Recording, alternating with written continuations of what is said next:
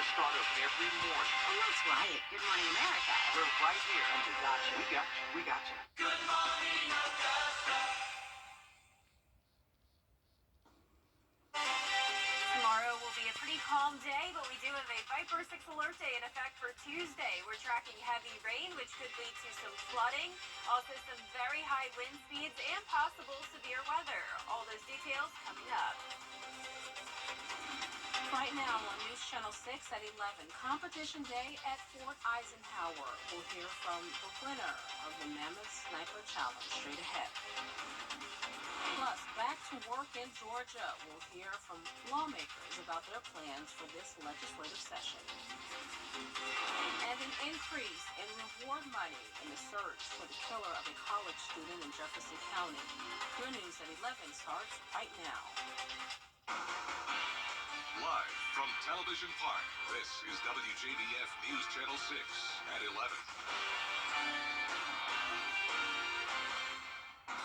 Good evening, everyone. I'm Renetta Dubose, and thank you for joining us for News Channel 6 at 11. Coverage you can count on begins with a huge tactical sniper challenge taking place at Fort Eisenhower's Tactical Advantage Sportsman's Complex, a worldwide competition that has folks excited as they head towards the finish line.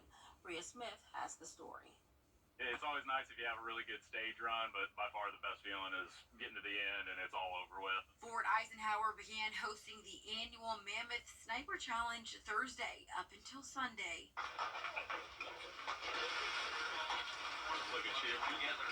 How do I hold this? Sergeant First Class Alexander Dale and his teammate competed for the second year in a row, placing 21, beating their record of 24 last year. Regardless of how you did, like for us, the score wasn't the super important part. It was about being more efficient than we were last year, not making as many mistakes as we did last year. And I can honestly say all of our teams were successful in that regard. Rucking nearly 30 miles with all supplies needed to successfully accomplish their task, teams did everything they prepared for. Over the last 3 days, the teams rucked 27 and a half miles and shot 8 shooting stages. We shortened the schedule after the fog on Saturday. Originally, they would have gone 30 miles and shot 10 stages.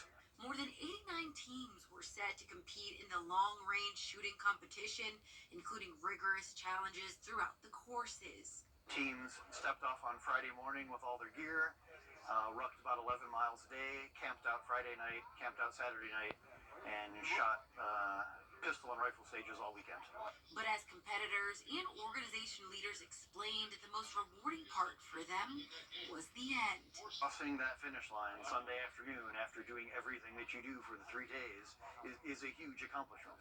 It's a mental challenge, it's a physical challenge, it's a marksmanship challenge, right? And I know the sensation the competitors have when they cross the finish line because I've done it. At Fort Eisenhower, Bria Smith, WJBF, News Channel 6. Bria, thanks. Meteorologist Jennifer Tracci joining us now for a check of the weather, and we've got some pretty serious weather events this week, Jenna. That's right. It's definitely going to get active very fast, but in the meantime tonight, really not too much going on, so enjoy the calm before the storm. All that's happening tonight is the cold weather, but nothing we aren't used to. Nothing out of ordinary here. Typical January night. Here's a live look at our Terry Lambert Hyundai Skyview cam over at Washington Road. It's a nice dry night. No rain to worry about, at least for the next 24 hours or so. Today's high temperature was 54 degrees, a cool Sunday, but our low temperature was actually a bit warmer for this time of the year. We were at 41 degrees and no rain recorded today across the CSRA. Right now we're already getting down into those mid-30s, 36 in Augusta, Barnwell at 37, Ellendale in those upper 30s, and only 34 in Aiken, one of our coolest spots. Wrightsville, you're still at the 40-degree mark, 37 in Edgefield, and 38 in Washington. The winds are helping to keep those temperatures a little bit warmer tonight, at least a little bit above freezing for some of us. 7-mile-per-hour winds in Aiken, 4 in Gibson, 5 in Waynesboro. So for tomorrow morning, those winds will still be coming in from the northeast up to around 5 to 6 miles per hour. Partly cloudy skies, right below freezing around the 6 o'clock hour here in town, getting down to 30 degrees. Some upper 20s not out of the question. High pressure overhead, though, just these stratocumulus clouds we're still seeing. But check out what's happening out towards the west. Low pressure system has developed, bringing some mountains, or bringing some snow across the mountains there.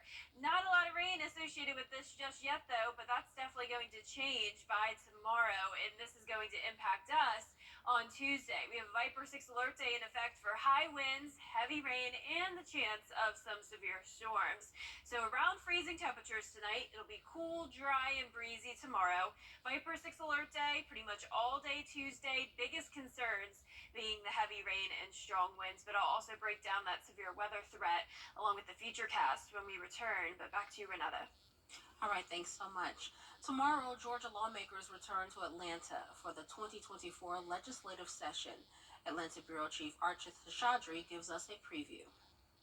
With more than 200 lawmakers, Georgia's legislature is one of the largest in the country. The 40-day session will see state lawmakers discuss a slew of issues with the one goal of ratifying a state budget. We're going to wait to see what the ruling on the merits of the abortion bill are. We've seen this coming, but it's here is horrifying. The ability to... Thanks so much. Tomorrow, Georgia lawmakers return to Atlanta for the 2024 legislative session. Atlanta Bureau Chief Archith Seshadri gives us a preview. With more than 200 lawmakers, Georgia's legislature is one of the largest in the country. The 40-day session will see state lawmakers discuss a slew of issues with the one goal of ratifying a state budget. We're going to wait to see what the ruling on the merits of the abortion bill are. We've seen this coming, but it's here is horrifying. The ability to go to and get home from work quickly to your family, to travel, that's important. Healthcare, if there's hardly anything more important if you or your family member or a loved one's health is threatened. So we certainly see those as two of the top issues. This session, there's talks of Medicaid expansion and addressing maternal mortality rates. I still have a bill left over from last session about lowering the prescription price you pay. I mean, the best physicians in the world and the best medicines in the world aren't any good if you can't afford them. Public safety and solving gun-related crimes is also likely up for debate, including a bill on safer gun storage. Every parent worries when their child goes to school that there might be a shooting at their child's school that day. We know that so many cars are broken into because so many people have unlocked guns in their cars, and thieves are looking for guns. Criminals are looking for guns so that they can commit more gun crimes. There's also talks of casino gambling and changing Georgia's runoff policy to reduce the threshold needed to win a race. We have 40 legislative days to pass as many good laws as we can to help Georgians. So when we get bogged down in the gamesmanship and the partisan games, it is at the expense of Georgia voters. Laws could go into effect July 1st or Jan 1st of next year, and the 40-day session should wrap up by early April. Reporting in Atlanta, Archith Seshadri, Atlanta Bureau Chief. Archith, thanks. In Jefferson County, authorities increased reward dollars in the death investigation of a college student. On August 26, 19-year-old Kia Shields was asleep on her sofa when she was shot in her home in Rennes. She was taken to the hospital and died there. The Jefferson County Sheriff's Office, Rennes Police Department, and the nonprofit Young Men United Group are offering up to a $13,000 reward in this case. Officials want people to do the right thing and come forward if they know anything. The gun violence needs to stop. And, she didn't deserve this. She didn't even get to live her life. She didn't get to finish graduating college and becoming the teacher that she wanted to be. Anyone with any information should contact law enforcement. High hopes for a bright future for Augusta. Mayor Garnett Johnson kicks off on News Channel 6. Coming up, winter weather affecting people around the country. We'll hear from people caught in the snow. Now the forecast from Jenna. 70 years ago, a local legacy was born that changed television forever. Who would ever have thought that television would have become as important as it is, JB? But throughout it all, one thing that has remained the same is the passion we feel for our community and the dedication we have to our viewers. WJBF News Channel 6, celebrating 70 wonderful years of coverage you can count on. B&K. The live Viper 6 Skyview Network, sponsored by Terry Lambert Hyundai. Now, your most accurate forecast with WJBF Live Viper 6. Good Sunday evening. I hope you had a great weekend. It's a typical January night. That means it's cold. It's also dry for now. Here's a live look at our Terry Lambert Hyundai Skyview cam outside the station. Not much going on, just the cold temperatures you have to prepare for tomorrow morning. Will be right down below freezing in some spots, some of us even into those upper 20s. But for now, still above freezing by a couple degrees, sitting at 36. Winds are calm here in town. We're seeing anywhere from around 34 in Aiken to 39 in Wrightsville, 40 even over in Bamberg, Crawfordville, and Thompson. You're at 35. High pressure overhead with just some stratocumulus clouds. Overall, no rain nearby. And for tomorrow, will be a dry day, a little bit breezy at times. Those winds coming in around 10 miles per hour and temperatures staying on the cool side. Once again, only making it into the mid-50s with an increase in clouds as we get ready for a strong storm system to approach us. So we have a Viper 6 alert day in effect for Tuesday. First, we're going to have a warm front come in. This will put us in the warm sector, which means we'll have some fuel for thunderstorm development. After that, we'll have the cold front come in, and this will be a strong system bringing us some high winds, heavy rain, and the potential of some severe storms as well. But the main concern here is definitely the high wind speeds. Very likely we'll have gusts up to 40 miles per hour or higher. And it's all going to be anywhere from Florida all the way up the East Coast and North Carolina. That's where there's a slight risk of severe weather as well. But I'm not expecting these winds to need storms to develop. A lot of us won't even see thunderstorms tomorrow since the instability really isn't that high. But it will be windy regardless. So don't really pay attention here too much to that severe weather threat. Regardless of severe storms, we'll still have the potential for the high winds. Notice the storm energy overall pretty low, a little bit higher here maybe in Sandersville down to Emmanuel County. But overall that storm threat's pretty low. The tornado threat is certainly low as well. So we're definitely focusing in on here on the winds and the heavy rain. In the meantime, tomorrow morning though, not much going on. High pressure exits up the East Coast and this warm front starts to move in. This will bring some rain overnight into our Tuesday, and then it becomes heavy as the cold front moves in. So once again, we're in this warm sector. It will definitely be a warmer day on Tuesday, upper 60s, but still not enough instability to fuel those storms as I was mentioning. And you'll see here as we take it closer to home, just widespread rain overnight. No concerns here when it comes to severe weather. Wind gusts under 35 miles per hour. By 10 a.m., here's the cold front approaching. This is what could develop some severe storms. But for the most part, it's still falling apart by the time it reaches us a whole lot. So it is the potential that this could just be a heavy rain event along with the high winds and not necessarily those storms. Rain totals anywhere from around 1 inch to 2 inches. Some isolated locations could make it over 2 inches, so flooding is a concern in isolated spots. Lows tonight anywhere from the upper 20s to mid 30s. Highs tomorrow will be in the low 50s, dry and mostly cloudy. And your 10-day forecast showing that Viper 6 alert day for Tuesday. The main time frame of this cold front coming through will be 10 a.m. to 6 p.m. But once again, we'll have rain overnight into Tuesday morning as well. Wednesday and Thursday, sunny and breezy days. Then more rain returns on Friday to wrap up the week, but we'll be back to sunshine next weekend. So a lot going on this week, Renetta, but I'm glad next weekend will at least be sunny and nice. All right, we'll be looking forward to that. Stay on top of it. Thanks, Jenna. Severe weather is affecting 50 million people around the country tonight. In the Northeast, the first major snowstorm is bringing wind and freezing rain.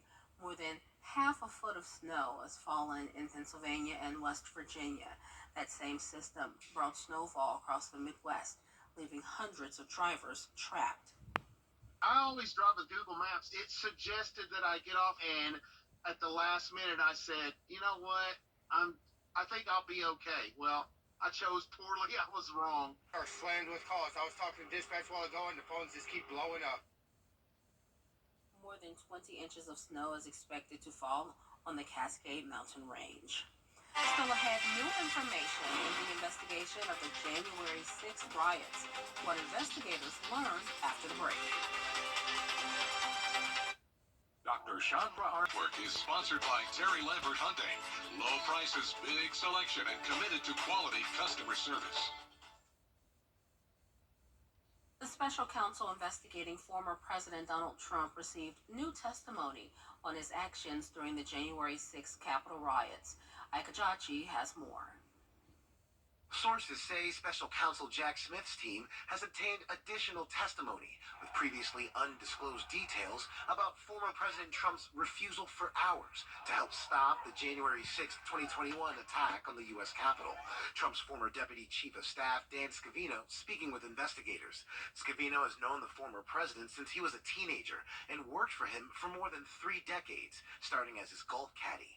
He helped manage Trump's social media accounts from the White House and was one of a handful of people with the president as the attack on the Capitol unfolded. The great Dan Scavino, most powerful man in politics. The January 6th committee wanted to talk to him, but he defied their subpoena. And after a court battle, he finally spoke with special counsel Jack Smith's investigators. Key portions were described to ABC News. Sources tell ABC News Scavino told Jack Smith's team that as the violence began to escalate that day, Trump was just not interested in doing much to stop it, adding he was angry that the election was stolen from him and that his supporters were angry on his behalf. Sources also say former Trump aide Nick Luna told federal investigators when Trump was informed then Vice President Mike Pence had to be rushed to a secure location, Trump responded, "So what?" which they claim Luna saw as an unexpected willingness by Trump to let potential harm come to a longtime loyalist. The Trump campaign responding, saying media fascination with secondhand hearsay shows how weak the witch hunt against the former president is. They add Scavino is one of Trump's longest-serving and most loyal allies. An attorney for Scavino and the spokesperson for the special counsel both declined to comment to ABC News. Ike Ajachi, ABC News, Washington. We're learning more about the Alaska Airlines flight that was forced to make an emergency landing. The NTSB says a door plug flew off of the plane and punctured the fuselage mid-flight. The plane turned around and landed back at the Portland International Airport, narrowly avoiding disaster. The FAA grounded all Boeing 737 MAX 9 planes for immediate inspections. We're early on in the investigation, so we can't make any broad statements about the fleet.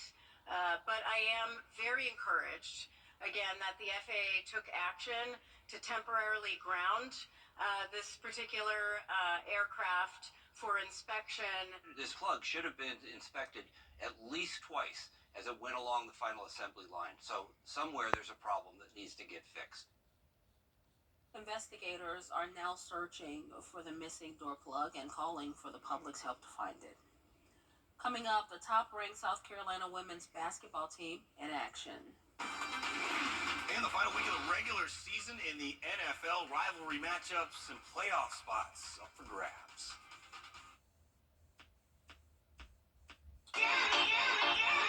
Hello, 2024. The Rooms to Go New Year's sale is here. Say hello, style. Hello, comfort. Hello, savings. Shop online or in store and start the new year off right with amazing sale prices that make anything possible. Let's celebrate. Let's decorate. The Rooms to Go New Year's sale is going on now.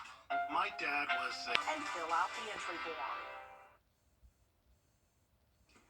A man from Florida is suing Dunkin' Donuts over a visit to the bathroom. The man says he stopped at a location last year when the store's toilet exploded.